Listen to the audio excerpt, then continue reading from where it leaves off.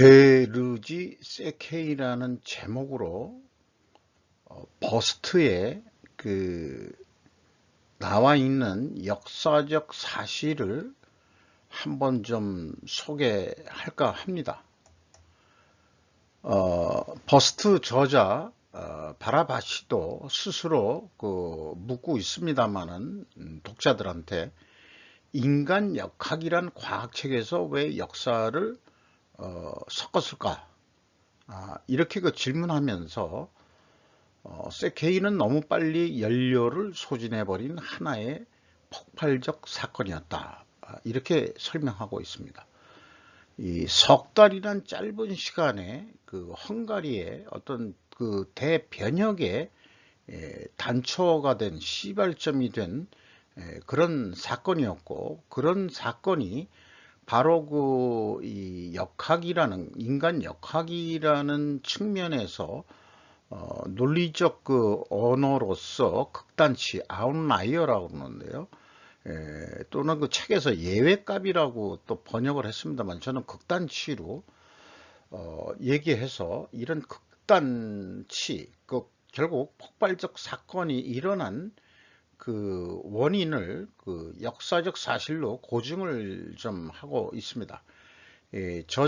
버스트의 저자 엘버트 바라바시가 저자가 되겠습니다. 이름 자체도 전형적인 유럽인 이름이 아닌 거죠. 바라바시라는 것 자체도 받침도 좀 없네요.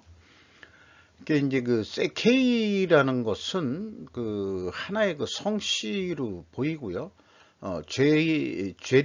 죄르지는 이름으로 해석이 됩니다. 그래서 우선 내용을 설명하기 전에 세케이인을 검색을 해봤더니 세케이인은 트란실바니아 지역에 살고 있는 헝가리계 소수민족이다. 트란실바니아가 헝가리 왕국의 지배를 받고 있던 15세기부터 세케인의 특권 계층이 형성됐다. 그런데 그게 뭐냐 그러면은 1438년에 세케인은 군사 계급, 또 헝가리인 귀족은 정치를 맡고 트란실바니아 작센인들은 시민, 경제 사이에 3대 민족연합이 결성되기도 했다라고 위키백과는 소개를 하고 있습니다. 그리고 트리아농 조약으로 트란실바니아가 헝가리 왕국에서 루마니아 왕국으로 넘어가면서 소수 민족화가 되었다라고 설명하고 있습니다.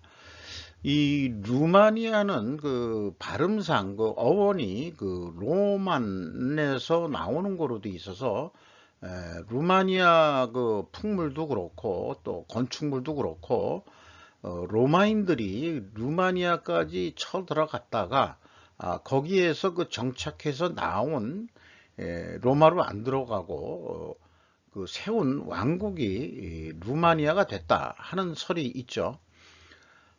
그런데 세케인의 상징인 이게 국기는 아니지만은 상징이 해와 달로 이렇게 되어 있는데 이것을 보면은 이슬람 국가들의 국기에 다 이런 초승달과 별이 보이죠. 이렇게 크게 안 돼 있고 이렇게 크게 안 돼 있고 이렇게 이 이슬람 국가들의 국기에는 터키도 그렇고 요 별이 조그맣게도 있는데 이렇게 크게 들어갔을 경우는 이걸 해로 해석을 하는 모양입니다.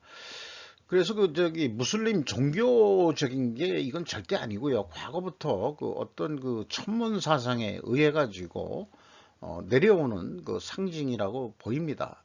세케인의 상징인 거죠. 그래서 이 책 속에서는 세클레드 족이라고 얘기하는데 이거는 검색을 해봐도 구글에서 검색을 하든 우리나라 검색 포털에서 검색하든 세클레드라는 것은 어떻게 찾을 수는 없습니다. 근데 책 속에서 나온 건데 세클레드는 이제 무사 계층명이라고 저는 판단이 되고, 예를 들어서 사무라이겠죠. 사무라이의 어원이 또 뭐냐 그러면은 사람들이 고구려의 그 사울랩이었다. 그렇게 되는데, 일반적으로 한자가 아닌 경우 우리나라가 우랄 알타이 어족이나 뭐 이런 쪽에서는 세월이 가고 지역이 바뀌면서 음차 문화화 돼 가지고 말들이 많이 바뀌어서 그렇지 어원은 아마 비슷할 거다 이렇게들 얘기를 하고 있습니다. 어떻게 좀 시옷자로 나가는 게 좀 비슷하지 않겠어요? 그 세클레드, 그 사울레비, 또 사무라이 뭐 이렇게 좀 어, 그렇게 연상을 좀 제가 일부러 시켜봅니다. 세케이는 성씨로 보입니다. 저기 그 일장에서부터 그 아니 중간중간에 그 껴있는 거를 가져와 가지고 장은 뭐 표시를 안 했고요. 교황 십자군이 탄생하기 1년 전인 1513년 3월 10일 바티칸에서라는 소제목으로 얘기는 역사적 사실은 그 진행을 하고 있습니다. 그런데 이제 그 저자 이 바라바시 씨는 불신을 보류를 좀 하세요. 이 책을 읽으면서 문학에서 환상성을 사용하는 것을 자기는 옹호하며 과학자지만 이 사람이 상상력은 혁신의 핵심이란 것을 잊지 말아 주세요. 라고 자신을 일단 방어막을 치면서 진행을 했습니다. 왜 그러냐? 무슨 과학책에 무슨 역사 얘기를 왜 끼워넣느냐 하는 것을 좀 옹호하기 위해서 그렇게 설명하는 것 같습니다. 그래서 저자는 제 생각에는 제 표현입니다만 절묘하게 우선순위에 따른 폭발성 발생 원인을 역사적 고증으로 설명하고 있다. 이렇게 설명이 됩니다.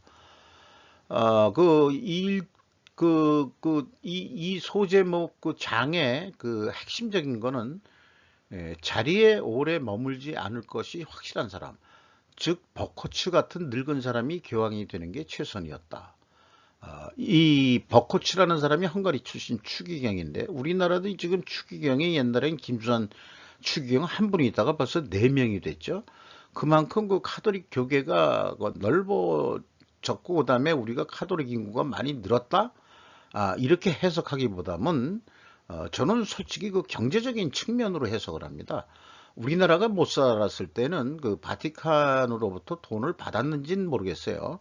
그러나 우리나라 경제 발전이 되면서 이것은 거의 이 종교 계급이 그 카톨릭 그 종교 그 조직 그 구조는 마피아가 그대로 그 흉내내서 하는 거거든요. 그러니까 하위 조직은 상위 조직에 상납을 해야 되고 계속해서 그렇게 가면은 바티칸의 최고 그 두목한테 세금을 바치는 것입니다.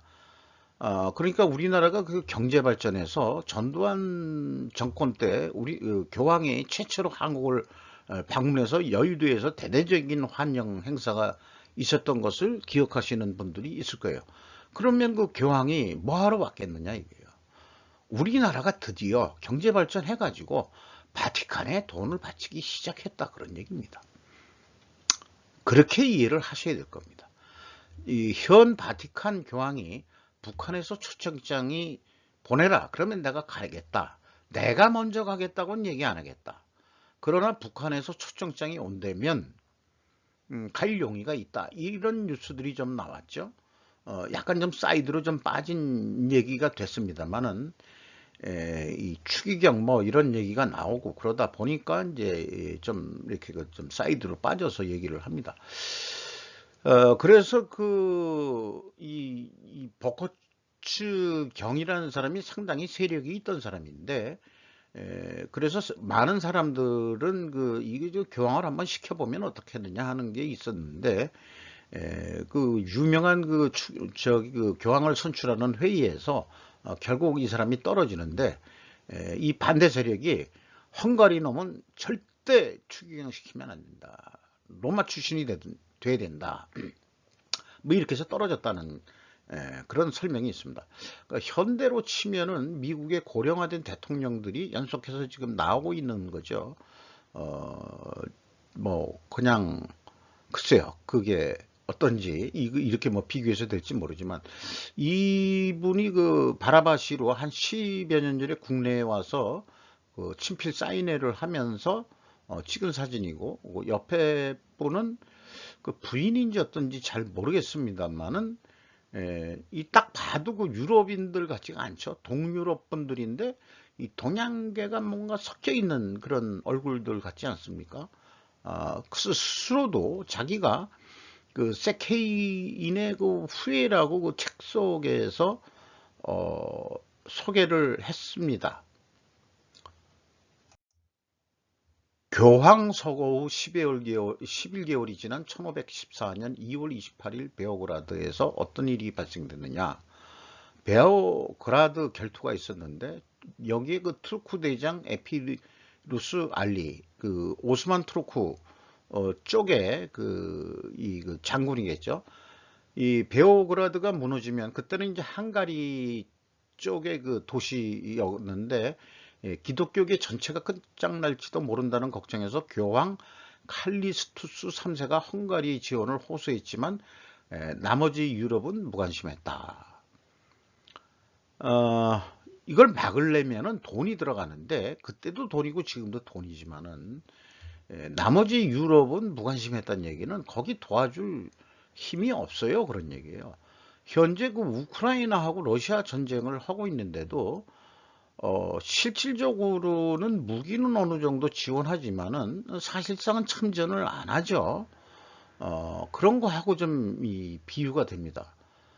트란실바니아 군주이자 헝가리 총독인 야노시 후녀디라는 사람이 있었는데 베오그라드 결투에서 믿을 수 없는 승리의 교황은 정오에 성당정을 울리게 했다는 겁니다.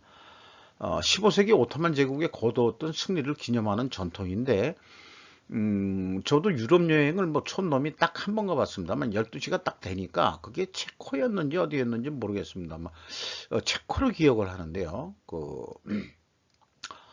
12시가 되니까 그 종이 울리더라고요. 자연스럽게. 이때 생긴 거라는 거 아는 사람이 별로 없다고 그러네요. 그 오스만 투르크 장군을 에피리스 알리 장군을 대장을 물리친. 근데 누가 물리쳤냐 그러면은 트란실바니아의 동부에 사는 세클레드 부족 훈족의 후예라고 본인들은 자처한다는 거죠. 출신 세케이형 죄르지 동생 게르게이. 근데 그 죄르지가 그 알리하고 단독으로 붙어서 야 전쟁하지 말고 너와 나하고 맞짱 떠가지고 죽은 놈이 이기고 지고 하자고 해서 승리를 했다는 거죠. 그래서 그 세클레르라는 것은 이제 군사문화 무사 계급이 되었고 아까 얘기하면 일본으로 치면은 사무라이 계급이고 우리나라로 치면 이제 고구려 때 이제 무사 계급들 그 다음에 이제 그 고려 시대 때 이제 뭐 무신 정권 뭐 그러지만은 무사 계급들이었다고 보고요. 세금을 내지 않습니다. 그리고 이제 전쟁이 일어나면은 그 왕이나 총독을 위해서 전사로 나가는 거죠. 그래서 그 죄리지 장검이라고 했는데 장검은 이제 검이라는 것은 이제 양날의 검이 있는 거고요. 양날이 있습니다. 이게 이제 유럽 쪽은 이제 양날의 그걸 많이 만들죠. 근데 이제 투르크나 이렇게 동양 쪽에서는 도라고 그러죠. 한쪽만 날이 있고 한쪽은 좀 날이 없죠. 그래서 그것을 도라고 하는 얘기입니다. 검도 할 때도 그렇고 일본 칼이나 우리나라 칼은 도에 해당하고 중국 영화를 보면은 검이 많죠. 양날로. 그래서 유럽도 그 검 쪽으로 되어 있고요. 도는 별로 없습니다. 그래서 말하자면은 이제 그 도는 배는 그 검법을 좀 잘 쓰는 거고요.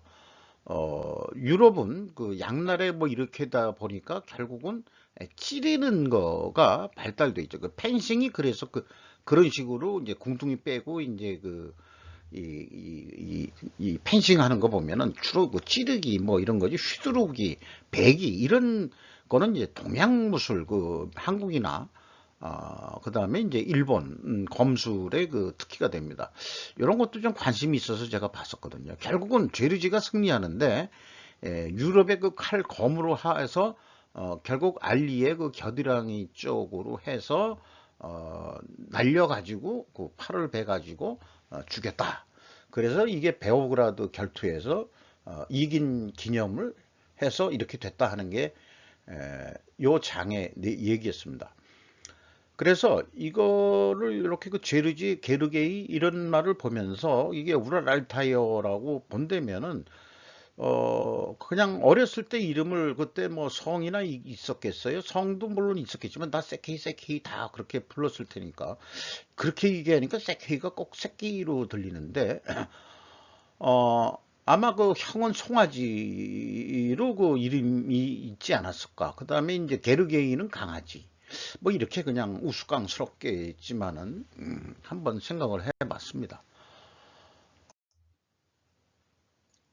그런데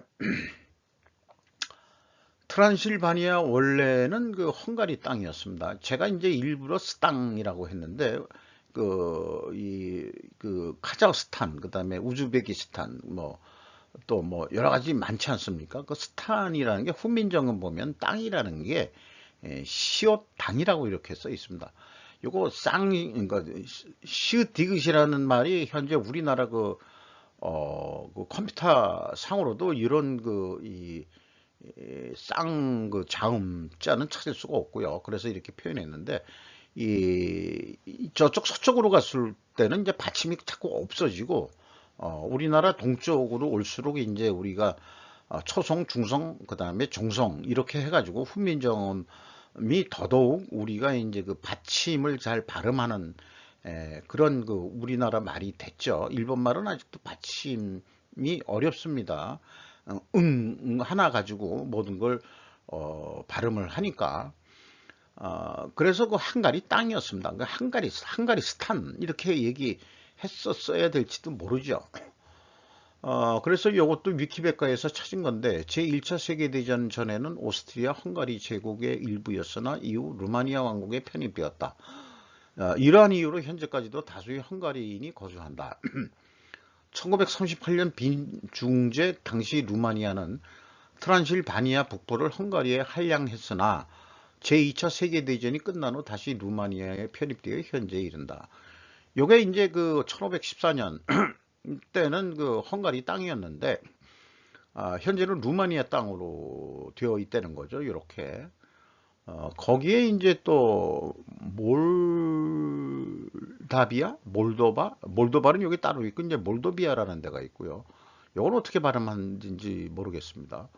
여기 그 세르비아가 있고 헝가리가 있고 그 다음에 불가리아가 있고 우크라이나가 이렇게 또 감싸고 있네요. 요 끝바닥에 요 옆에 이제 크림반도가 있는 거죠.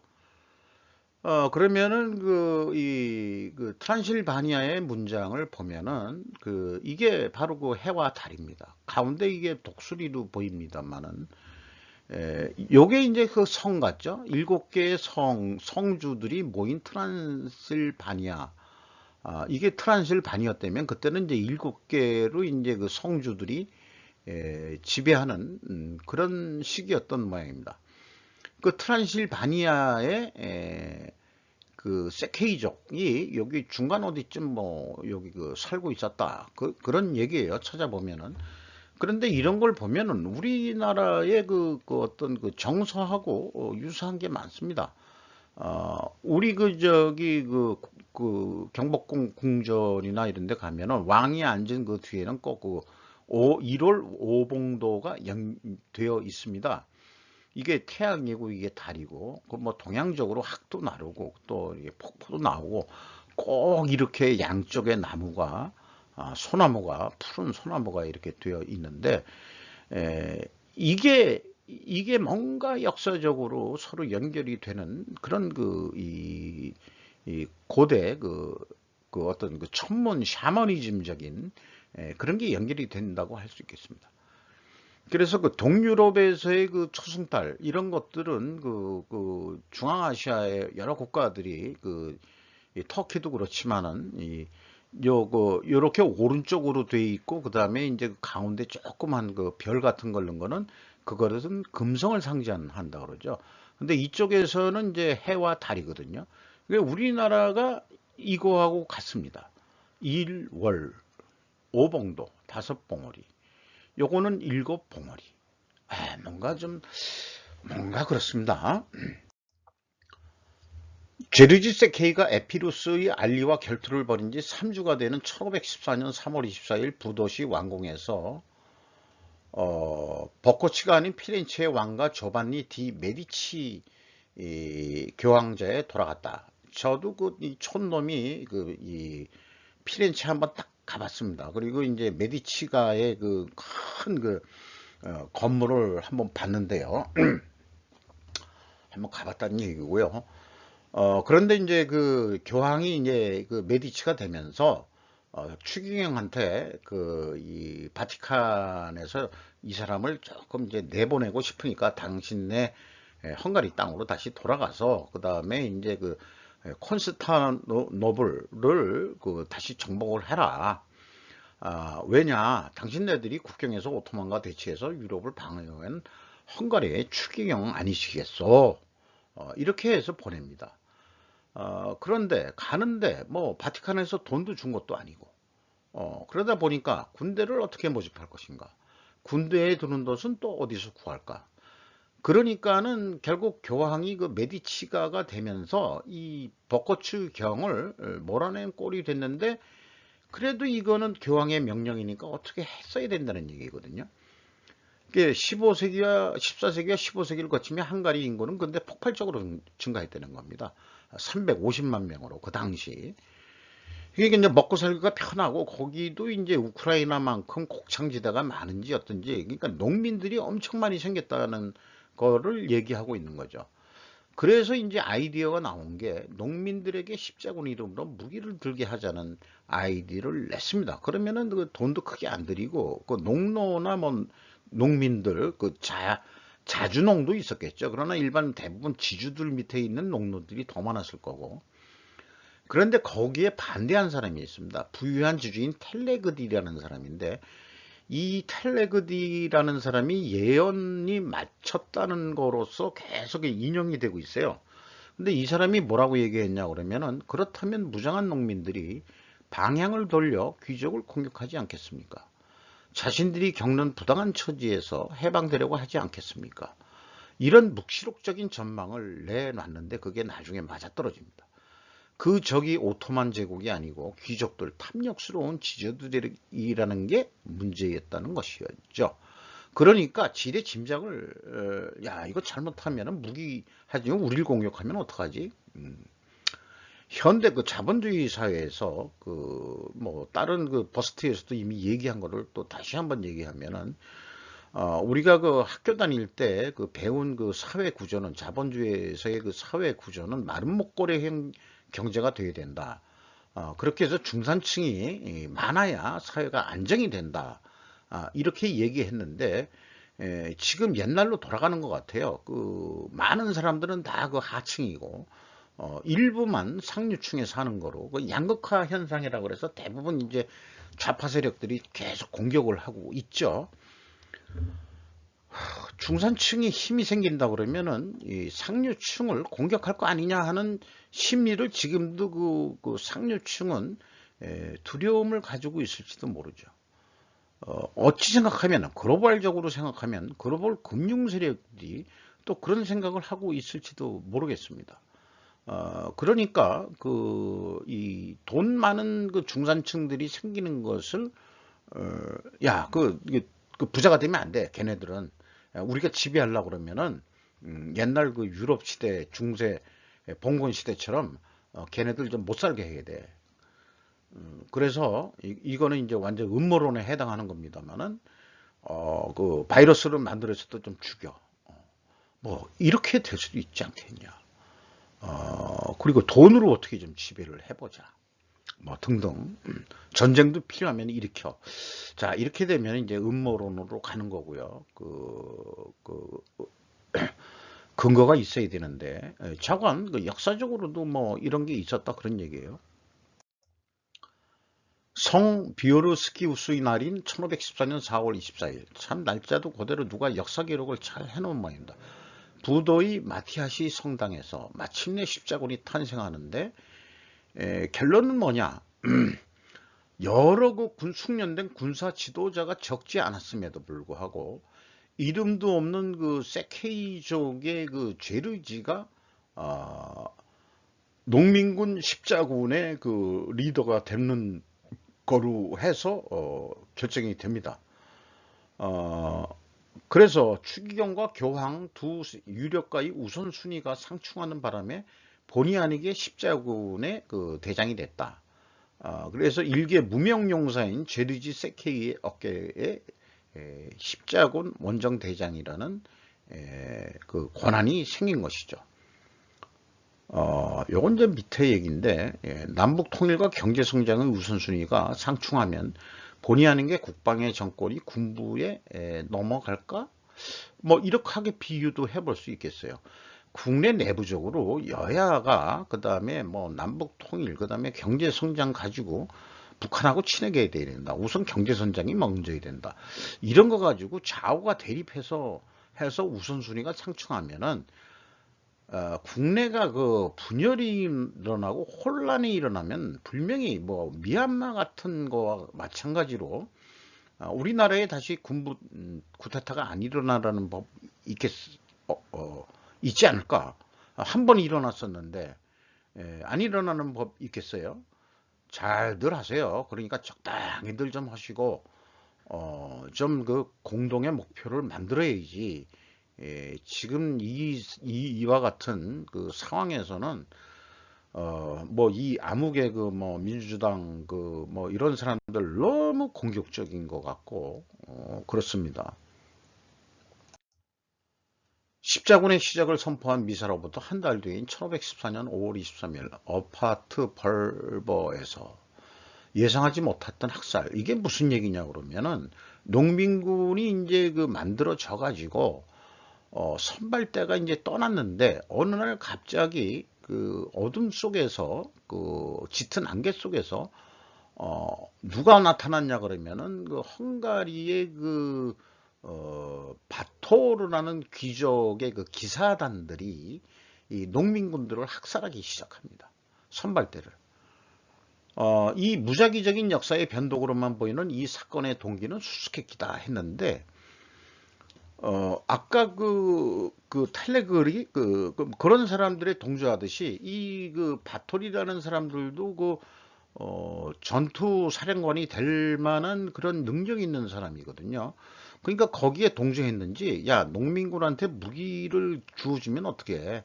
저 새끼들 그냥 죽여야지. 난 그랬을 것 같아요. 우리나라 중산층 없애야 되지 말이죠.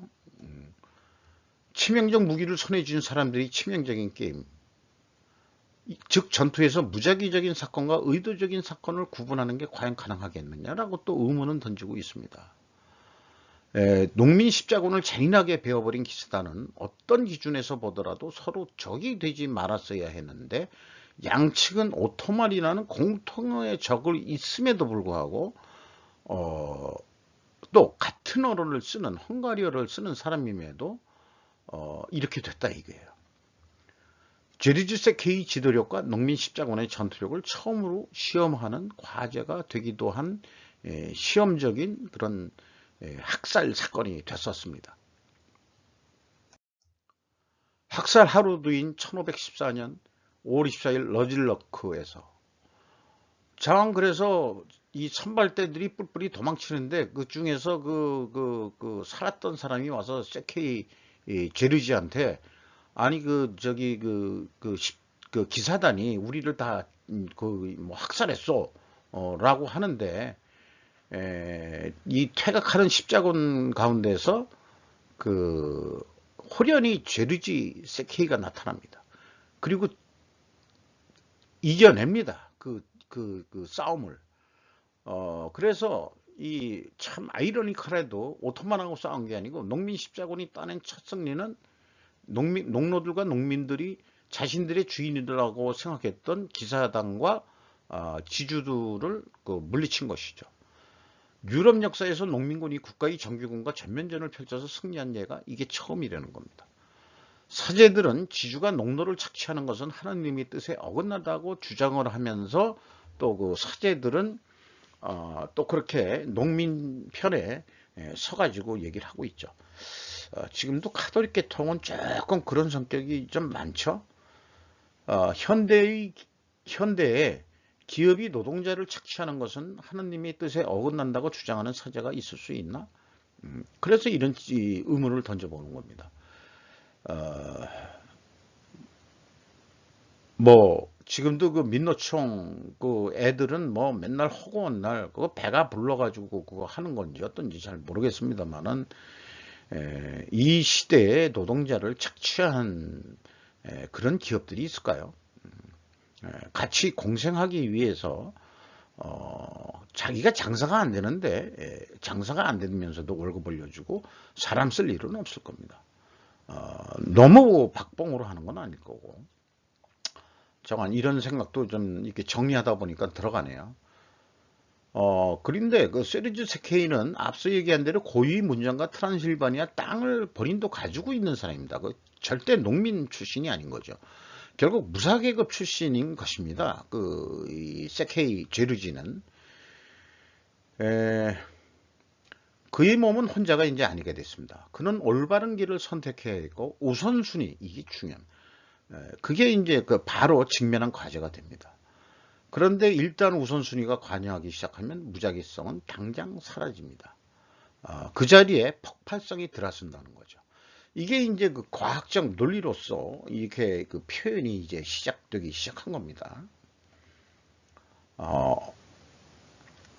자, 이제는 오스만 투르크한테 이 콘스탄티노플 정복하는 게 아니고 이제는 이거는 내란군으로 이제 이 방향이 결정이 된 거죠. 학살 후 며칠이 지난 1514년 5월 27일 무렵 너질러크에서 그래서 왕가 추기경은 십자군을 치료할 수밖에 없었다. 그러니 세케이가 이제 이렇게 하는 거죠. 자신의 힘을 잔인하게 악용해서 나라를 노예 상태로 묶어두는 것보다 더 큰 죄는 없다. 세케이의 주장이고. 그래서 우리가 불한당이라도 투르크와 잘 싸운다면 똑같은 대접을 받지 않았겠느냐. 그런데 왜 이게 없애라는 얘기냐. 그래서 농민군들한테 돌아갈 자 왼쪽 십자가로 가시고 남아서 나하고 싸울 자들은 오른쪽 십자가로 오세요 그러는데 대부분의 농민군이 나 고향으로 돌아갈래. 이렇게 돼가지고 투표에서 졌답니다. 그런데 신의 섭리인지 그 왼쪽에 있는 십자가가 3번이 떨어졌다는 거예요. 묶어놓은 십자가가. 그걸 보고서 그쪽 말로 이슈텐넴 어커르여 신은 원치 않는다라는 뜻이라는 겁니다. 그러니까 수사들은 무릎을 꿇었고 농부들도 따라 했답니다. 그래서 다시 오른쪽 십자가로 다 모였다는 겁니다. 그러면은 이제 우리나라 농민 동학군처럼 만들어진 거죠. 전봉준 씨가 장군이 녹두장군이라고 옛날 우리 학교 배울 때는 했는데 동학난도 그 양반들의 그 착취 그러니까 전라도에서 꼭 그런 일이 일어나는 게 이조 말에 어떤 그런 거 좀 비슷하게 유사하진 않겠지만은 어쨌든 심리적으로는 농민 반란군이 생긴 거죠. 동학난이라는 게. 그래서 5월 28일 날 억류하고 있던 차키 주교와 다른 귀족들을 모두 죽였습니다. 그래서 로마 얘기에서 나온 얘기대로 루비칸 공을 건너버린 것입니다.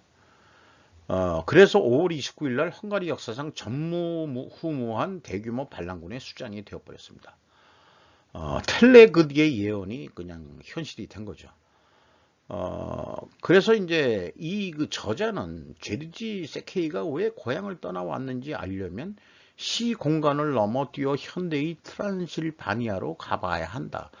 이분은 직접 자기가 그쪽 출신이 돼서 그런지 모르지만 역사 고증을 위해서 이 트란실바니아 어떤 도시를 찾아가서 도서관에 가서 남아있는 역사 기록들을 다 뒤졌다는 얘기예요. 대단한 열정과 성입니다. 2007년 7월 20일 너지7에서 요거 제가 잘못 오타했습니다. 왜 2007년으로 했지? 이 사람이 이제 트란실바니아 너시 제바엔이라는 그 도시에 가서 어, 그 세클레르 그 고유 문자 기록이나 뭐 이런 걸 보면서 이제 그 찾아봤는데 이 시비우라고 표현되어 있는 현재 이 루마니아 이름으로 시비우라는 그 표시되어 있는 거가 현재 그 현대 도시명으로도 이 현재 그 되어 있습니다. 여기 가서 제가 그 쭉 그 역사 기록을 좀 봤는데 그 추적을 보면은 여기가 왜 생겼었느냐 그러면은 1150년경 헝가리와 게저 2세 라인강 서안의 인구 500가구를 초청해서 트란실바니아에 정착시켰다. 헝가리 남동부 국경을 몽골이나 타타르족의 습격으로부터 그래서 보호하게 했다. 번성하는 정착촌을 보고서 몽골족이 욕심을 냈었고 그리고 트란실바니아에 공전해오는 나라가 있는데 헝가리, 섹슨, 루마니아, 세클레르. 그 섹슨족까지 여기에 무슨 원정을 왔던 모양입니다. 차관 이렇게 여러 가지 그 트란실바니아에는 그 네 나라가 공존해서 그 자치적으로 살고 있었다. 이 세클레르가 이제 세케이족을 얘기하는 거겠죠. 그 세르지가 너질로크에서 터키를 처형한 것은 무작위적인 행동이 아니고 결론은 그 보복이었던 셈이다. 이렇게 얘기한 겁니다. 그러니까 무사 계급이 그 이 종교 계급을 처형한 것이죠. 정말이지 당신을 추종하는 3만 명의 추종 세력, 요거 오타네요. 세력이나 팬들이 끈질기게 당신을 따라다닌다면 당신은 어떡하겠냐. 제가 유튜브 한지 몇 달 이제 됐습니다만은 이제 말도 좀 하는 게 좀 늘은 것 같고요. 그 다음에 이제 블로그를 먼저 했었는데, 블로그 이웃이 한 7천 명 정도?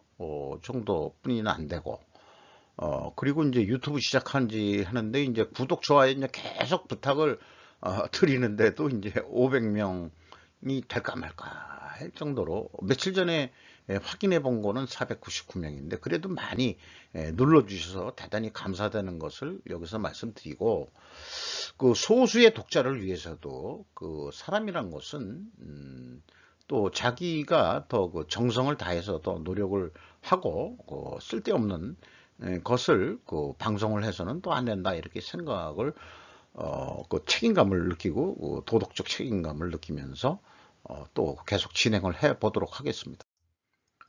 올해 학살로부터 한 달쯤 지난 1514년 여름 테메 슈바르에서 너질로크에서 이겼거든요. 그때 이제 그 귀족 출신 바토리도 이 사람도 이제 이 군사 지도자가 될 만한 역량이 있는 사람인데 자기 성원으로 해서 방어를 강화했습니다.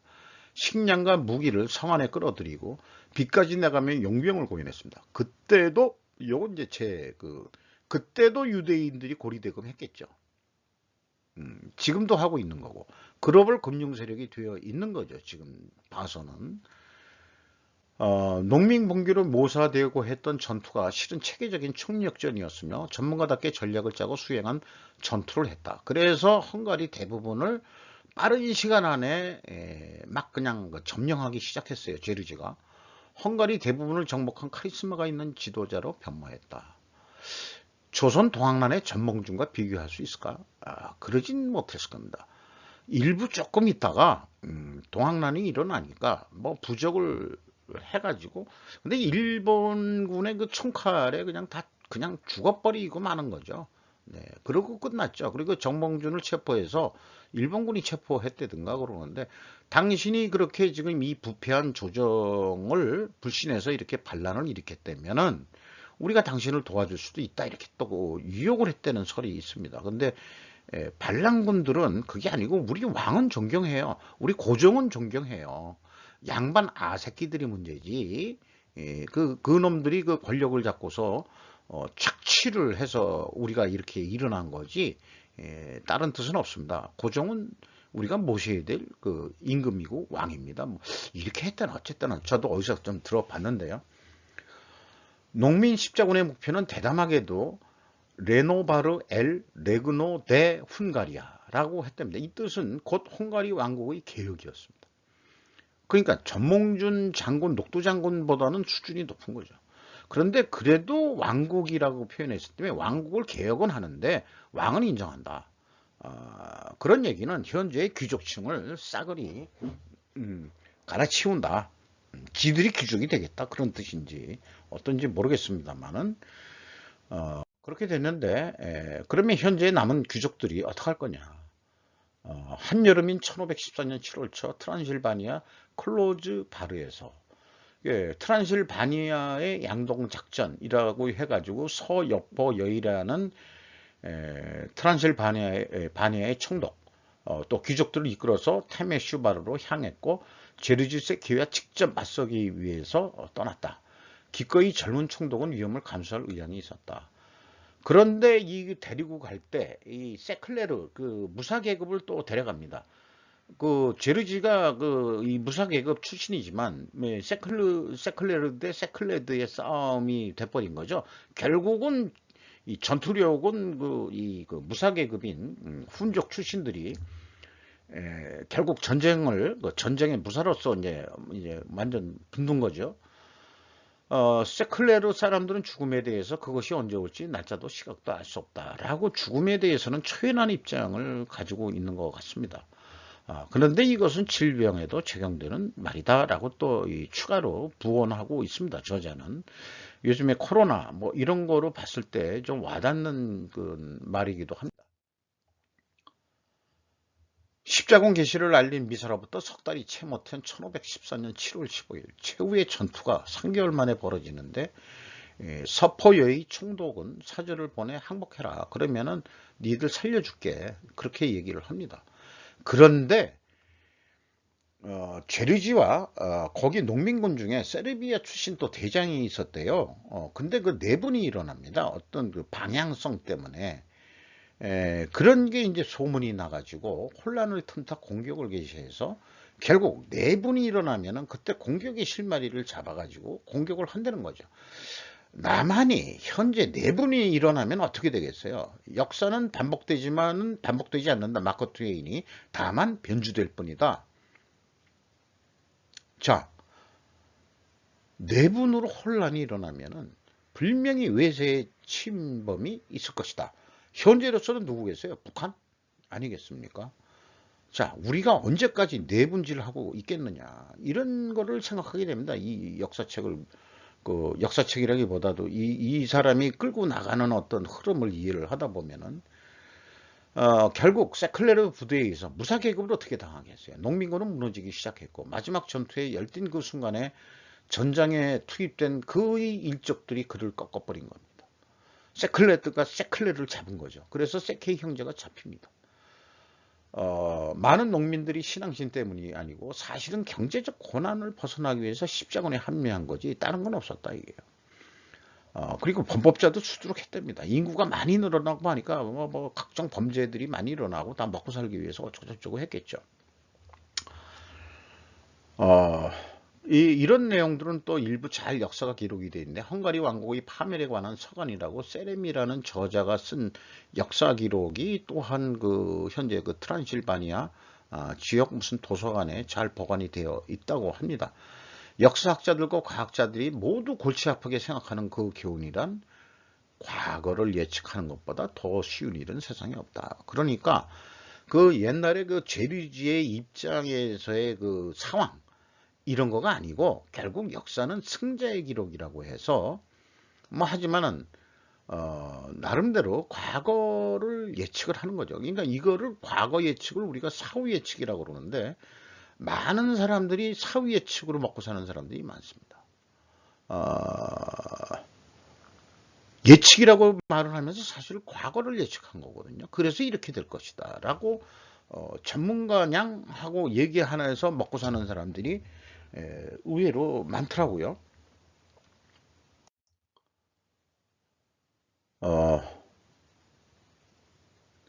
모든 일이 시작해서 여전히 채 석 달이 지나지 않은 1514년 7월 20일 테메슈 바르에서 결국 제르지가 처형을 당합니다.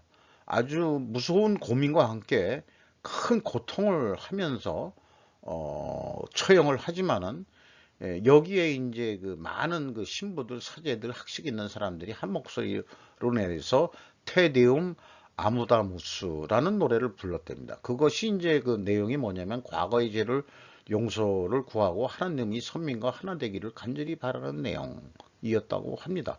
이게 뭐 어울리지 않는 그 성가였는지 어떻는지 모르지만은 근데 그 죄르지는 결국 훈족의 후예이자 방랑자답게 불굴의 사기를 지녔으며 관용이나 연민 없이 많은 사람들을 죽였던 사람입니다.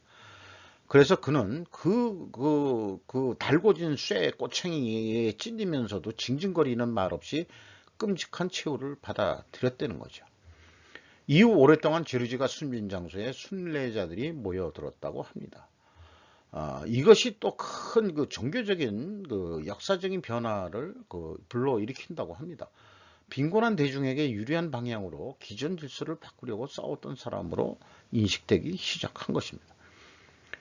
극단치에 해당하는 사람은 특출한 인물일 때도 있지만 그저 약간의 역마살과 특이한 생활 습관을 지녔을 정상적인 사람일 때도 있다. 그러니까 그 제르지는 그 세케이 출신으로서 용병으로서 어디 전장 나가서 그냥 뭐 싸우는 그 우리도 요즘에 그 현대전에도 그 뭐 우크라이나전에도 용병들이 가고 막 그러지 않습니까? 그 사람 중에 일부 조그만 사람이었다 이거예요. 그런데 그 트란 어디죠? 무슨 아까 거기 전투에서 이 말하자면은 그 알리라고 그 트루크 대장을 죽이는 바람에 영웅이 되기 시작한 거죠. 갑자기. 농민들은 다시는 나라를 지키는 일에 더 이상 나지 않게 됐습니다. 결국 12년 뒤에 귀족들은 모아치에서 자신들의 힘만으로 오토만에 맞섰고 전투에서 진 것은 물론이고 왕과 왕후까지 이뤘습니다. 12년 뒤에 합스부르크 왕가가 보헤미아에 더해 헝가리 서부까지 차지했고 트란실바니아는 준독립자치구가 되었다라고 설명을 하고 있습니다. 그래서 이거를 보면은 임진왜란 때 그 우리가 승군이 나오고 그다음에 또 양반인들이 나서가지고 농민 자기 지주가 있던 이 농민들을 해서 훈련을 시켜가지고 농민군을 만들어가지고 일본에 대항을 했기 때문에 그렇게 오랜 7년 전쟁을 이끌었던 거 아니겠어요? 근데 이제 조선 말에 일본의 지배가 이게 확실시 되는 시점에서 더 이상 반란군은 발생하지도 않았고 대부분 저항하지도 않았습니다. 왜냐? 사실상 부패한 조정이 뒤집어지기를 바랬을지도 모른다.